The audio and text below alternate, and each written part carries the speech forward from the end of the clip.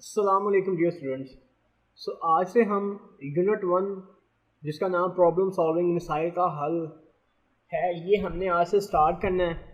और सबसे पहले इसके जो कुछ टॉपिक्स हैं वो मैं आपको बता देता हूँ कि जो हम चैप्टर 1 में जो हमारा 9th क्लास की बुक कंप्यूटर की है उसका जो चैप्टर 1 है प्रॉब्लम सॉल्विंग, उसका हमने जो टॉपिक्स इस चैप्टर में पढ़ने हैं वो हैं। पहला टॉपिक है मसला हल करने के मराहिल। दूसरा टॉपिक जो हमने पढ़ना है वो है फ़्लो चार्ट। उसके बाद एल्गोरिदम, उसके बाद डाटा टेस्ट करना, वेरिफिकेशन एंड वैलिडेशन और गलती की शिनाख्त और उसकी दुरुस्ती। तो ये सारे टॉपिक्स हैं जो हमने इस चैप्टर में पढ़ने हैं, यूनिट 1 में हमने पढ़ने हैं। तो आइए इनको बारी बारी पढ़ना शुरू करते हैं। इसका जो है ना सारी आउटलाइन इस तरह से हैं कि जितने टॉपिक्स हैं उतनी ही वीडियोस बनाने वाला हूँ। मसलन कि ये 6 टॉपिक्स हैं तो इन 6 टॉपिक्स के अंदर 6 वीडियोस के अंदर इन टॉपिक्स को एक एक करके हम डिस्कस करेंगे, इनको समझेंगे। और एक वीडियो जो होगी वो हमारी जो एक्सरसाइज है उसको लेके बन जाएगी। यानी कि कोशिश मेरी है कि 4 से 5 वीडियोस के अंदर इनको जो है पूरे चैप्टर को हम कंप्लीट करेंगे। तो आइए शुरू करते हैं मसला हल करने के मराहिल को पढ़ना। तो सबसे पहले मसले के मराहिल, प्रॉब्लम सॉल्विंग स्टेप्स। किसी मसले को हल करने के लिए एक मुनज़्ज़म तरीक़ाकार पर अमल करना ज़रूरी है। मंदरजा ज़ेर हम मुख्तलिफ मराहिल पर बात करेंगे जिन पर अमल करके हम किसी मसले को मुनज़्ज़म तरीके से हल कर सकते हैं। यानी उसके बात करने का मकसद ये है कि कोई भी अगर मसला है, एक ख़ास प्रोसेसेस हैं, अगर हम उस प्रोसेसेस को फॉलो करते हैं तो हम मसले को हल कर सकते हैं। उसमें सबसे पहली जो पॉइंट है वो है मसले का तयन, डिफाइनिंग अ प्रॉब्लम। देखें, फर्ज करें कि आपको सर में दर्द है, ठीक है, और अगर आपको सर में दर्द है, अब आपको 100% क्लियर है कि यार मेरे साथ प्रॉब्लम ये है कि मेरे सर में दर्द है। जब आपको प्रॉब्लम आपको पता है ना, तो फिर उसका सलूशन करना बहुत आसान है। सर में दर्द है, मुझे पता चल गया मेरे सर में दर्द है, यानी कि प्रॉब्लम आइडेंटिफिकेशन हो गई है। अब प्रॉब्लम आइडेंटिफिकेशन के बाद मुझे पता है या तो मैंने पैराडोल की गोली खानी है या फिर मैंने डॉक्टर के पास जाना है। ये सिंपल सी बात है। अब देखना, ये पहली जो मैंने बात की है ना, ये पहली 2-3 लाइनों में उसने यही बात की है। एक वाज़ेह मसला में कोई गलत फहमी नहीं होती, यानी कि जो एक वाज़ेह मसला होता है ना उसमें कोई गलत फहमी नहीं होती। वाज़ेह मसला है तो वो आपको पता है कि यार ये मसला है।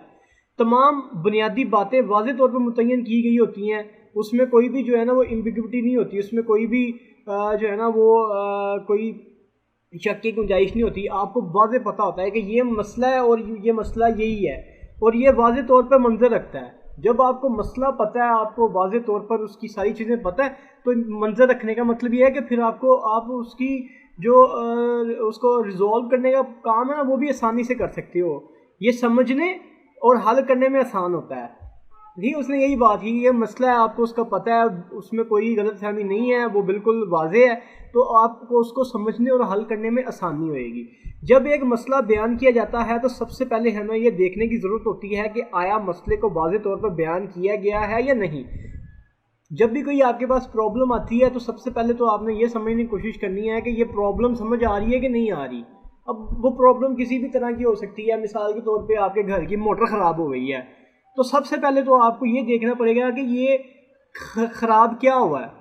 तार ख़राब हुई है, स्विच ख़राब हुआ है, बोगी ख़राब हुई है, उसका बेल्ट ख़राब हुआ है। सबसे पहले तो आप उस मसले का तयन करोगे मसला कहाँ पे है, फिर जो मसला होएगा उसके हिसाब से आगे प्लानिंग होएगी ना। तो यही बातें वो यहाँ पे कर रहा है कि जब भी आपके पास कोई मसला आता है तो सबसे पहले आपने ये देखना है कि मसला वाज़ेह तौर पे बयान किया गया है नहीं है। वाज़ेह तौर पे बयान किया गया मतलब ये है कि उसकी वो लिखी है कि इसका इशू किस लिए है। अगर मसला वाज़ेह ना हो तो हम ज़ेन में दिए गए तरीक़ों में से किसी एक तरीक़ाकार को इख्तियार करके मसले को उसका तयन आसानी से कर सकते हैं। उसने बात की कि अगर तो इस तरह का मसला आपके पास आता है और आपको उसकी समझ नहीं आ रही, तो फिर आप आसानी से जो है ना वो ये हमने जो अभी स्टेप्स पढ़ने हैं इनको आप देखें और इसके ऊपर आप उसका तयन कर सकते हैं। उसमें सबसे पहला जो स्टेप्स है वो है मसले का पस मंज़र मालूम करना। मसले का पस मंज़र का मतलब ये है कि फ़र्ज़ करें कि आपके घर की मोटर ख़राब हो गई, तो उसके पस मंज़र में हम क्या देख सकते हैं, हम ये देख सकते हैं कि कहीं बिजली तो नहीं कम आ रही थी, कोई मोटर सारा दिन तो नहीं चलती रही। तो ये उसका जो बैकग्राउंड होता है ना, वो देखा जाता है कि अगर ये मसला आया तो ये मसला क्यों आया, तो उसके पस मंज़र को मसला ये है। हम इन हालातों वाक़यात को जानने की कोशिश करते हैं जिसकी वजह से मसला पैदा होता है। यानी कि मोटर सारा दिन चलती रही है तो ये भी एक हो सकता है कि शायद इसकी वजह से मोटर ख़राब हो गई है।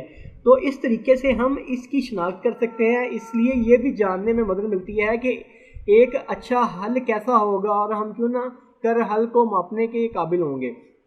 तो जब आप किसी पस मंज़र, जब कोई मसला है उसके पस मंज़र में आप देखोगे, आपको वहीं पे उसकी आइडेंटिफिकेशन भी हो जाएगी और कुछ कुछ जो सॉल्यूशन हैं वो आपके माइंड में आना शुरू हो जाएंगे। उसके बाद आ जाए जी अंदाज़ा लगाना। अदम दस्तयाब मालूमात का अंदाज़ा लगाने की कोशिश की जाती है। यानी कि अदम दस्तयाब मालूमात का मतलब ये कि मसला आया, हमें ये नहीं पता कि मसला क्या है, यानी कि उसका हल हमें नहीं पता। इसका ये अदम दस्तयाब मालूमात का, जो मालूमात हमें मालूम नहीं है उनको जो है ना वो उनके अंदाजे लगाए जाते हैं। यार मोटर जो है ना शायद बिजली की वजह से ख़राब हुई है, बिजली कम थी उस वजह से इसको सही वोल्टेज नहीं मिले तो ये ख़राब हो गई है।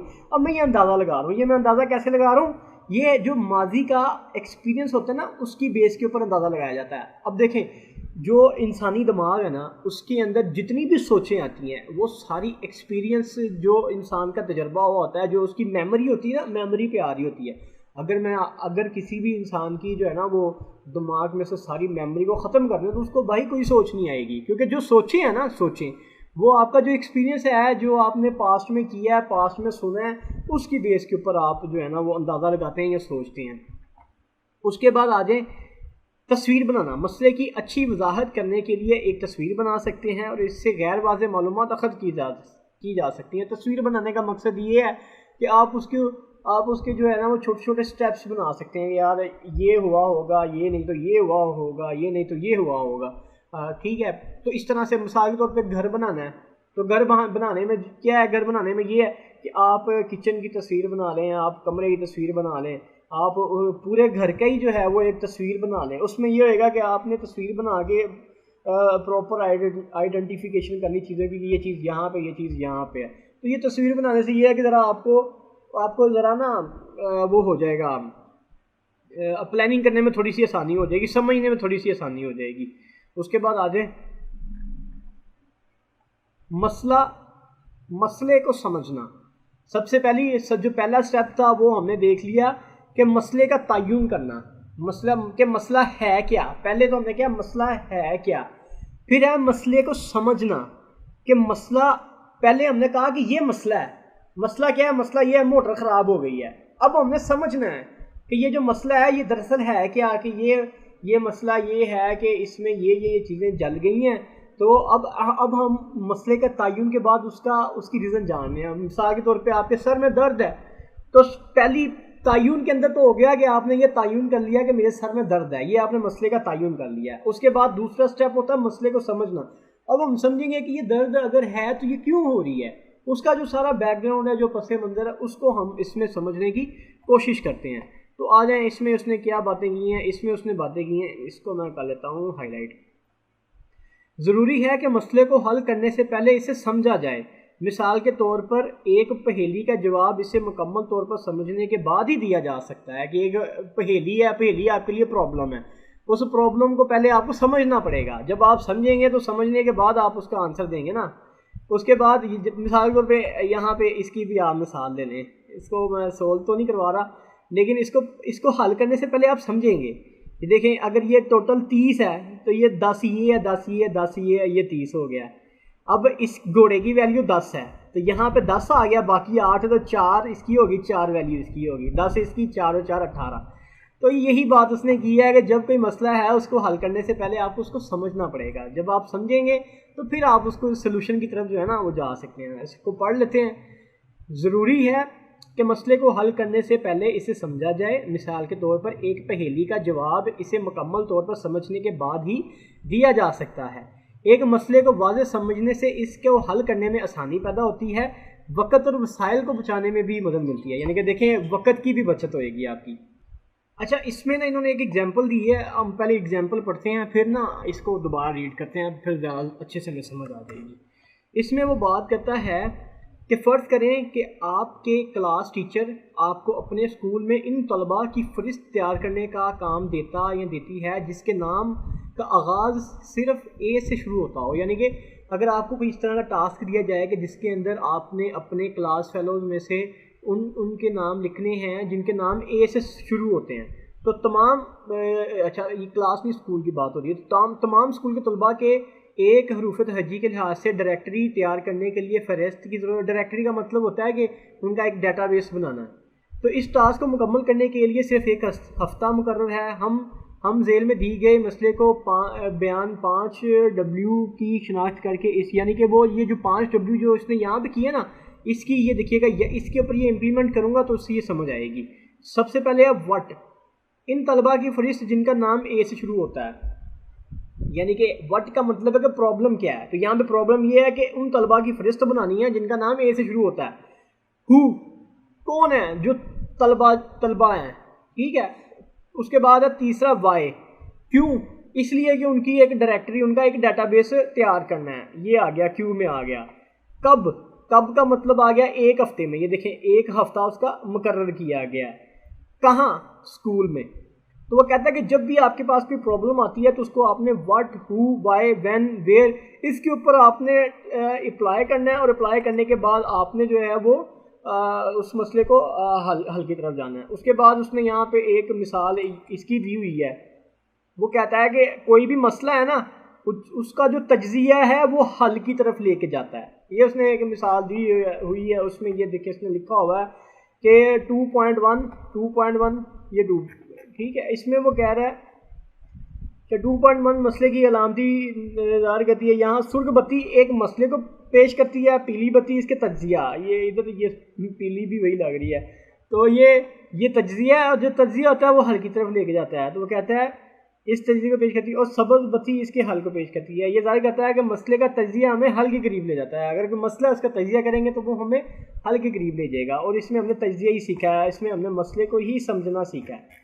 उसके बाद आगे आ जाए, मसले को समझा, फिर मनसूबाबंदी करनी है। पहले हमने मसले का तायुन किया, तायुन करने के बाद फिर हमने मसले को समझा, मसले को समझने के बाद अब हम उसकी प्लानिंग करेंगे कि हमने उसको किस तरह से अचीव करना है। मसले का तायुन कर लिया, मसले के तायुन के बाद मसले को समझ लिया, अब हम एक प्लान बनाएंगे कि हमने उसको अचीव कैसे करना है, उसको हल कैसे करना है। किसी मसले का तज्जिया करने के बाद हम एक मंसूबा तैयार करते हैं कि ये हमें एक मसले के हल की तरफ ले जाता है। इस मरले पर मसला हल करने के लिए दुरुस्त हिकमत अमली की भी ज़रूरत होती है। चंद हिकमत अमलियाँ पेश हैं, यानी कि ये उसने कुछ जो है ना वो प्लानिंग्स बताई हैं। पहली प्लानिंग के अंदर वो कहता है तकसीम करें और फतह हासिल करें। ये हिकमत अमली पेचीदा मसले को छोटे छोटे मसलों में तकसीम करती है। फ़र्ज़ करें आपने घर बनाना है, घर बनाने में आप घर को छोटे छोटे हिस्सों में तकसीम करेंगे। पहले मैं दीवारें बनाऊंगा, फिर ऊपर छत डलेगी, फिर प्लस्तर होगा, फिर फर्श डलेंगे। ये आपका मसला है घर बनाना। अब आपने उसको ना छोटे छोटे हिस्सों में तकसीम करके और छोटे छोटे हिस्सों को तकसीम करते हुए आप आगे बढ़ें। तो ये जो हिकमत अमली है ना, डिवाइड एंड कॉन्कर का मतलब ये है कि आपका जो बहुत बड़ा मसला है उसके छोटे छोटे स्टेप्स बनाओ, उनको छोटे छोटे स्टेप्स को कंप्लीट करते आगे बढ़ते जाओ, और एंड पे आपका मसला हल हो जाएगा। उसके बाद दूसरी जो उसने स्कीम बताई है वो है अंदाज़ा लगाएं, जांचें और बेहतर बनाएं। Guess check and improve. Guess check and improve का मतलब ये है कि पहले आप फ़र्ज़ करें कि आप एक दुकान पे गए, आपने वहाँ से ना जूस पीना था, तो पहले आपने उसको कहा यार मुझे ना एक गिलास जूस का दो, वो आपने पिया, अगर वो आपको बेहतर लगा तो आपने और ले लिया, ठीक है। ये इससे मिलती जुलती है, लेकिन ये फिर भी इससे नहीं मिल रही। इससे मिलती एग्जांपल ये है कि पहले आपने कोई चीज़ बनाई, चीज़ बनाने के बाद साथ आपने सीख भी लिया कि यार ये मैंने बना ली, अब नेक्स्ट टाइम मैं इससे बेहतर बनाऊंगा। तो वो कहता है कि पहले अंदाज़ा लगाएं, फिर जांचें और फिर बेहतर बनाएं। कि इसमें इसको मैं पढ़ता हूँ, फिर आपको मज़ीद क्लैरिटी आ जाएगी। कि डिज़ाइनर्स मसले के हल का अंदाज़ा लगाता है, फिर हल की दुरुस्ती को चेक करता है। अगर हल तवक्कात के मुताबिक नहीं आया तो वो हल को तब्दील करता है। यानी कि जो उसने प्लान बनाया है ना, वो प्लान अगर हल भी कर रहा है लेकिन कहीं पे अगर गड़बड़ कर रहा है तो प्लान को थोड़ा सा चेंज भी कर सकते हैं कि इसमें फ्लेक्सिबिलिटी नहीं होनी चाहिए। तो वो कहता है कि प्लान बनाएं, उसको एग्जीक्यूट करें, अगर उसमें कोई चेंजेस करनी पड़े तो उसको चेंजेस कर लो। उसके बाद आते हैं G act it out. Act it out का मतलब ये होता है कि आपका कोई भी आपकी कोई भी आपने टास्क परफॉर्म करना है, उस टास्क को उसको जो है ना उसकी एक फहरिस्त बना लो कि आप ये करेंगे, वो करेंगे, ऐसे करेंगे, वैसे करेंगे, और उसको 1 बाय 1 करते जाओ। जैसे मिसाल के तौर पे फर्ज करें कि आप कहीं जॉब करते हैं, आपके 4 काम हैं। पहला काम है आपने सेल भेजनी है, फिर आपने कैश देखना है, फिर आपने जो है वो मैसेज करने हैं। तो आप उनकी एक फहरिस्त बना लोगे, पहला काम किया, दूसरा किया, तीसरा किया, इस तरह से। उसके बाद आते हैं जी प्रोटोटाइप में। अच्छा, प्रोटोटाइप के अंदर ये होता है कि आप पहले ना एक छोटा सा डिज़ाइन बना लेते हो। वो जो डिज़ाइन होता है ना, वो जो है ना वो खुद कोई प्रोडक्ट नहीं होती। मिसाल के तौर पे ये जो होती है ना, जब आपने किसी भी चीज़ का ठेका लेना होता है, फ़र्ज़ कर लें आपने किसी घर का ठेका लेना है, तो आपने जो है ना वो एक छोटा सा उसका नक्शा बनाया होगा। तो वो नक्शा एक तरह का प्रोटोटाइप होता है। तो वो इसके अंदर वो ये कहता है कि इस टेक्निक के अंदर आप ये कर सकते हैं कि आप पहले उसका एक प्रोटोटाइप बना लें। अगर आपको लगे कि इस प्रोटोटाइप से मसला हल हो सकता है तो आप उसी कर लें, अदरवाइज़ आप उसमें थोड़ी सी चेंजेस करके अपने जो भी आपने रिक्वायर्ड चीज़ बनानी है आप वो बना सकते हो। उसके बाद आ जाएंगी, उसके बाद है कैंडिड सोल्यूशंस। कैंडिड सोल्यूशन का जो है ना वो मैं ये सारी उर्दू नहीं पढ़ने वाला, मैं ना इसको डिस्क्राइब करता हूँ और मैं इसको आपको समझाता हूँ। आई होप कि उससे आपको समझ आ जाएगी। कैंडिड सोल्यूशन का मतलब ये होता है, फ़र्ज़ करें आपसे कोई कहता है कि आपके स्कूल के अंदर ऐसे तलबा कितने हैं जो क्रिकेट खेलना पसंद करते हैं। तो मैंने क्या किया, मैंने ये किया, मैं जो है ना वो 6th क्लास में गया। मैंने 6th क्लास में जाके पूछा कि यार यहाँ पे इस क्लास में कितने लोग क्रिकेट खेलते हैं। तो उन्होंने मुझे कहा कि जी यहाँ पे जो क्रिकेट खेलते हैं ना वो खेलते हैं 10 बंदे। तो मैंने क्या किया, मैंने मेरी 10 क्लासें हैं, 10 को 10 से ज़रब किया, 10 × 10 100 हो जाएगा। तो मैंने कहा जी मेरे स्कूल के अंदर 100 लोग क्रिकेट खेलते हैं। तो ये ना कैंडिड सोल्यूशन एक तरह की टेक्निक है जिसके अंदर जो आपके टास्क होते हैं ना, आप उनको ऐसे एक सैंपल बना के किसी चीज़ का, तो आप उसका सोल्यूशन ले सकते हो। उसके बाद आ जाता हूँ मैं बेहतरीन हल का इंतखाब। सबसे पहले देखो हमने मसले का तयन किया, फिर उसको समझा, फिर हमने उसका हल बनाया। हल बनाने के बाद फिर हम देखेंगे कि जो हमने 2-3 हमारे पास हल आए उनमें से बेहतर हल कौन सा है। तो ये जो स्टेप है इसके अंदर जो हमारा सबसे बेहतर हल होता है ना, उसको उसका हम इंतखाब कर लेते हैं। यहाँ पे उसने यही बात की है कि बात का तो कभी कभी ऐसा भी होता है कि आपको एक से ज़्यादा हल मिल जाते हैं, तो आपने बेहतरीन का इंतखाब करना होता है। यहाँ पे वो एक मिसाल देता है कि स्कूल की एक वेबसाइट है, वहाँ पे फ़र्ज़ करें 100 तलबा के नाम लिखे हुए हैं। तो आपने क्या करना है, आपने उन तलबा के जो है ना कुछ जो ख़ास नाम है ना उनको आपने हाईलाइट करना है उसमें से। तो अब इसके ना 2-3 तरह से आप कर सकते हो। पहला ये है कि आप वेबसाइट पे जाओ, एक एक नाम को जाके देखो और फिर जो नाम उन्होंने बोले हैं उनको वहाँ पे हाईलाइट करो। ये भी हल हो सकता है। उसके अलावा ये भी हो सकता है कि मैं उस जो नाम लिखे हैं उनका एक प्रिंट निकालूं, प्रिंट निकाल के सुकून से बैठ के देखे और वहाँ पे हाईलाइट करूँ, ये भी हल हो सकता है। तीसरा हल ये उसका हो सकता है कि मैं वो सारे नामों को कॉपी करूँ, कॉपी करके उसको एक्सेल शीट के अंदर पेस्ट कर लूँ और वहाँ पे उनको अल्फ़ाबेटिकली यानी कि हरूफ तहजी वाइज उनको सॉर्ट करके जो ए वाले नाम है वो ऊपर आ जाएँ, फिर बी वाले, फिर सी वाले, फिर डी वाले, फिर इस तरह से मैं वहाँ से जो नाम मैंने हाईलाइट करने हैं मैं वो नाम भी हाईलाइट कर सकता हूँ। चौथा हल ये हो सकता है कि मैं उसी वेबसाइट पे जाऊँ, वेबसाइट पे जाने के बाद कंट्रोल F करके, कंट्रोल फाइंड करके और वहीं पे लिखूँ अली, तो वहाँ पे भी मैं जो है वो नाम फाइंड कर सकता हूँ। अगर आप मुझसे पूछें कि मैं क्या करता, तो ये जो चौथा सोल्यूशन है ना ये वाला, मैं ये करता, ये मुझे सबसे ज़्यादा आसान लग रहा है और सबसे ज़्यादा इसमें टाइम भी कम लगेगा और जो है ना वो इसमें मुझे खपना भी नहीं पड़ेगा। यानी कि मैं अगर होता तो मैं ये वाला सोल्यूशन लेता। अब मसला इससे भी हल हो रहा है, इससे भी हल हो रहा है, इस पर भी हल हो रहा है, इस पर भी हल हो रहा है, लेकिन इनके ऊपर मेहनत ज़्यादा लग रही है, टाइम ज़्यादा लग रहा है, सर खपाई ज़्यादा लग रही है और इससे भी मसला हल हो रहा है जो चौथा पॉइंट है। लेकिन इससे ये है कि इससे टाइम भी कम लगेगा, प्रोडक्टिविटी भी कम लगेगी, जो सर खपाई है वो भी कम होगी। अच्छा, उसके बाद आगे फ़्लो चार्ट है। जैसा कि मैंने आपको कहा था कि हम आज जो है वो सिर्फ प्रॉब्लम सॉल्विंग को ही रीड करेंगे और फ़्लो चार्ट जो है वो फिर हम नेक्स्ट वीडियो से स्टार्ट करेंगे।